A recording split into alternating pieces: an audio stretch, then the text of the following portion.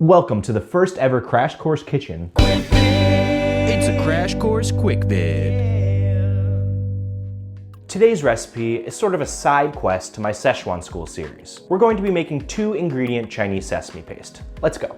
So we're going to take 250 grams of raw, whole sesame seeds and spread them out on a baking sheet into an even layer. Pop that sheet tray into an oven preheated to 350 degrees for about 40 minutes or until beautifully golden brown like this. Oh, and make sure you take out your seeds every 8 to 10 minutes to give them a good stir, and keep a close eye on them towards the end of the cook time so they don't burn. When cool, add 4 tablespoons of sesame oil to a blender or food processor and then pour your sesame seeds in.